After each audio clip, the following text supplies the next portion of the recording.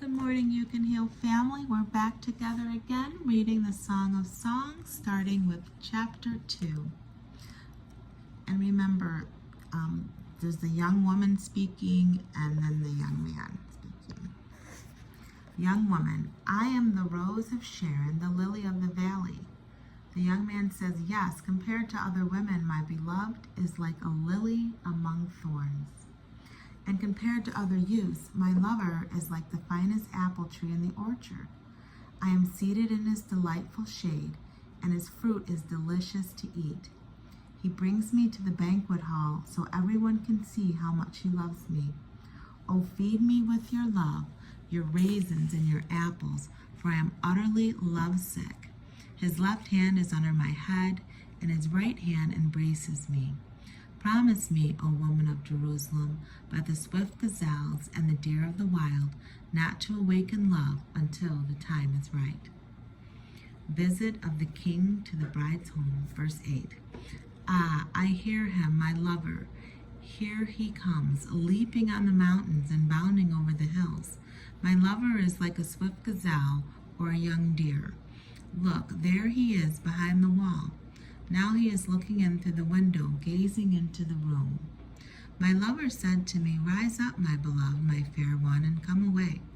For the winter is past, and the rain is over and gone. The flowers are springing up, and the time of singing birds has come, even the cooing of the turtle doves. The fig trees are budding, and the grapevines are in blossom. How delicious they smell. Yes, spring is here. Arise, my beloved, my fair one, and come away. The young man says, my dove is hiding behind some rocks, behind an outcrop on the cliff. Let me see you, let me hear your voice, for your voice is pleasant and you are lovely. Young woman of Jerusalem says, quick, catch all the little foxes before they ruin the vineyard of your love, for the grapevines are all in blossom. My lover is mine and I am his. He feeds among the lilies. Before the dawn comes and the shadows flee away, come back to me, my love. Run like a gazelle or a young stag on the rugged mountains. Chapter 3, Bride's Dream of Separation. The young woman says, one night as I lay in bed, I yearned deeply for my lover, but he did not come. So I said to myself, I will get up now and roam the city, searching for him in all the streets and squares. But my search was in vain. The watchmen stopped me as they made their rounds, and I said to them, have you seen him anywhere, this one I love so much? A little while later, I found him and held him. I didn't let him go until I brought him to my childhood home, into my mother's bedroom where I had been conceived. Promise me, O woman of Jerusalem, by the swift gazelles and the deer of the wild, not to awaken love until the time is right. Wedding procession.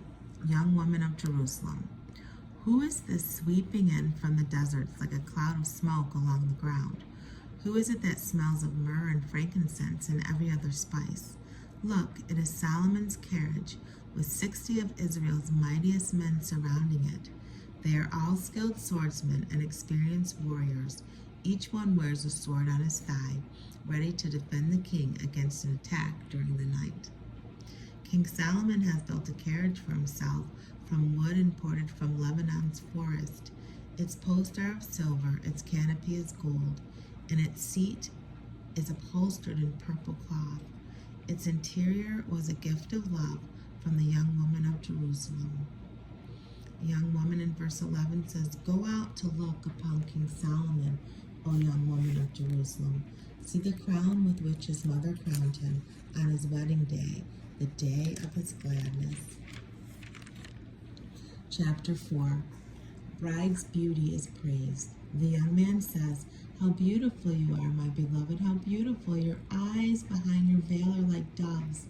Your hair falls in waves like a flock of goats frisking down the slopes of Gilead. Your teeth are as white as sheep, newly shorn and washed. They are perfectly matched, not one is missing. Your lips are like a ribbon of scarlet. Oh, how beautiful your mouth. Your cheeks behind your veil are like pomegranate halves, lovely and delicious. Your neck is as stately as the Tower of David, jeweled with shields of 1,000 heroes. Your breasts are like twin fawns of a gazelle, feeding among the lilies. Before the dawn comes and the shadows flee away, I will go to the mountain of myrrh and to the hill of frankincense. You are so beautiful, my beloved, so perfect in every part. Come with me from Lebanon, my bride. Come down from the top of Mount Amanah, from Mount Zanir and Mount Hermon, where lions have their dens and panthers prowl. You have ravished my heart, my treasure, my bride. I am overcome by one glance of your eyes, by a single bead of your necklace. How sweet is your love, my treasure, my bride. How much better it is than wine. Your perfume is more fragrant than the riches of spices. Excuse me. Your lips, my bride, are as sweet as honey. Yes, honey and cream are under your tongue. The scent of your clothing is like the mountains and the cedars of Lebanon. You are like a private garden, my treasure, my bride. You are like spring that no one else can drink from, a fountain of my own. You are like a lovely orchard bearing precious fruit with the rarest of perfumes. Nard and saffron, calamus and cinnamon, myrrh and aloes, perfume from every incense tree and every other lovely spice. You are a garden fountain, a well of living water, as refreshing as the streams from the Lebanon mountains. The marriage is consummated. The young woman says, awake, north wind, come, south wind, blow in my garden and waft its lovely perfume to my lover. Let him come into his garden and eat its choicest fruit. Well, there's the marriage. And notice that they had to wait till the time is right. And I think in the Lord's sight, that's to have a husband or a wife and to be married and do things the Lord's way. If you haven't, that's okay. But today's a new day, a new start. Such a endearing couple chapters and very romantic. Very romantic. All right, there you have it. We'll continue and probably finish up the Song of Songs the next time we read together. Always remember, true healing begins with self-love. Why? Because God is love and Holy Spirit lives on the inside of you. Bye for now.